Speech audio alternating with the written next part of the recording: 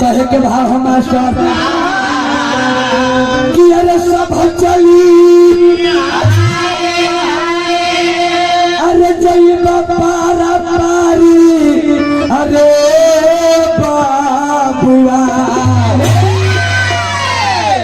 त सब चली जय बाबा पारी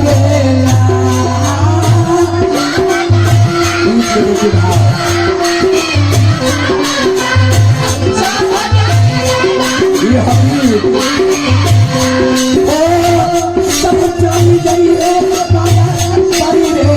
बबुआ सब चली गई है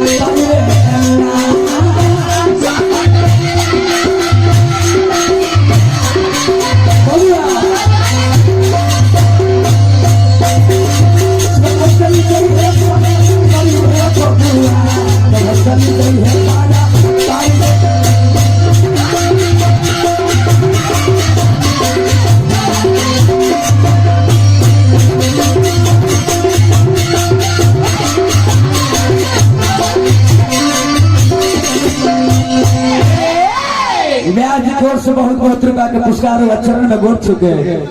अरे वह गोर लगाता नहीं प्रभु से प्रार्थना बात करो रोजी रोटी में चार चांद लगा रहो इन पहले चौपाई तरह बोले के लुरबा ऐसी बात नहीं बोली है। अच्छा तोरा कबीर बानी भाषा में बोलत रहो एक कबीर दाजी कबीर बानी भाषा में लिख रहे का बबुआ जी तो यह तन भी सुने लगी के कबीर दाजी कबीर बानी भाषा में गुरु के तरह मनावल जाला कबीर दादी तक के तरह लिख रहे हो कने की यह नबी सबेलारी के तब गुरु हमारी तक खा शीश दिए तो गुरुवर मिले ओ भी ससीता जान के भैया ओ भी ससीता कबीर बानी हो तोरा लूर हो की तोरा ऐसा के चमर खाने जूता से मार ला कहते कि राम नाम सत्य है सुना तू हमरा से ना अम्बेडकरवादी में अट सकेला और ना रामायण में अट सकेला राम नाम है धरती पर अगर रामायण के जब बात हो गई बबुआ जी ओकर पहले देखल जाए बबुआ जी जेकरा राजा हरिश्चंद्र के कहानी पूरा दान कर देनी हो ओकरो ओकर पहले राम जब पहले जन्म हो रहे ओकर पहले राम नाम सत्र है आ बबुआ जी हमने के जब तू पटरी चेंज कर देवा तो उनमें का हमने के बोलेला तोरा बुझाई ना तोरा बुझाई ना उनकर पर तोरा गोहर ऐसा बबुआ कहे के मोल है कौन जुग के वाला नाम है हां अब हम खड़ा कर देने को कोरस वाला के चार दिन में चुपाई हो जाए कौन जुग में खाली राम के नाम में अमृत है बबुआ जी बबुआ कहे के मोल है सागर जी गौर करा कि अरे चाचा जी कहीं में शादी नहीं है भाई समरिया लगे मोरे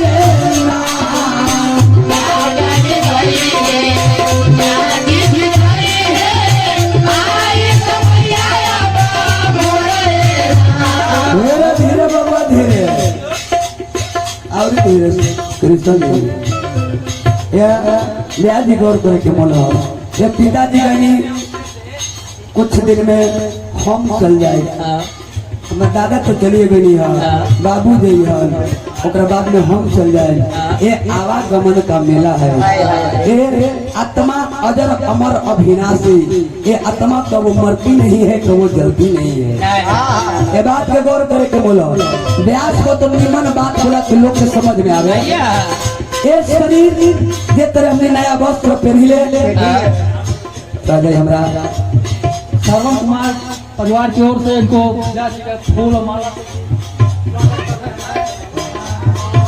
हो पर के व्यास के श्रद्धांजलि पूर्व में सचिव सदस्य भी थे वार्ड के सचिव सदस्य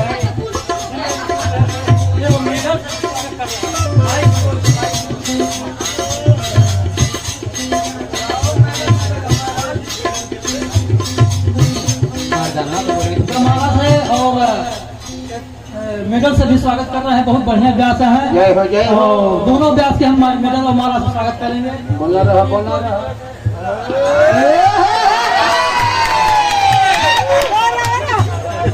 अरे बाबा ठीक करी सोने के नौकरी मारा काहे न डालत काहे ना अपने मोहब्बत तारीफ को कराइए बहुत बहुत रुपया के पुरस्कार देखे हमरा वो परिवार से शरण मेरे बाबू छुटे गोल लगाता नहीं ए बबुआ अजर अमर अविनाशी रे आत्मा अजर अमर अविनाशी अविनाशी ये तेरे बबुआ जी ने नया वस्त्र पहनिले वही तेरे आत्मा है। ये शरीर जब नाच चलेला बबुआ जी तो आत्मा सोचेला ये जीव आत्मा निकल के और नया शरीर में प्रवेश कर लेता। तोरा तोरा बुझाई तोरा साथ दे कि ना सधा रहता हमरा समाज के सामने तेरा बोलता नहीं तो 4 गो बात गाड़ी हमरा तू दे सकेला बाकी तोरा शास्त्र से मुआ दे बोल बुद्धू समझाई के नहीं बबुआ कहे के बोल चाचा पर गई ले चाची पर गई है आई समैया लगा मोरे रे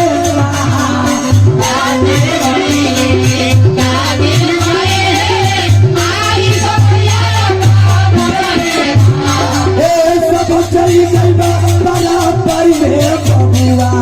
सब चली गई बाला पारी रे बबुआ सब चली गई बाला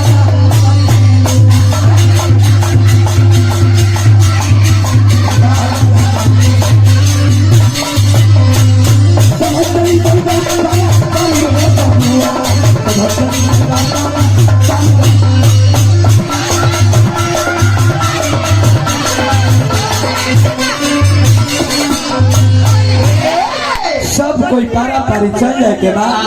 अब तक भैया आवागमन के मेला हो अब 10 मिनट कहानी बनी बांध हो जाए अब ब्याह जी तो फरमाइश दूसर कहानी कही है।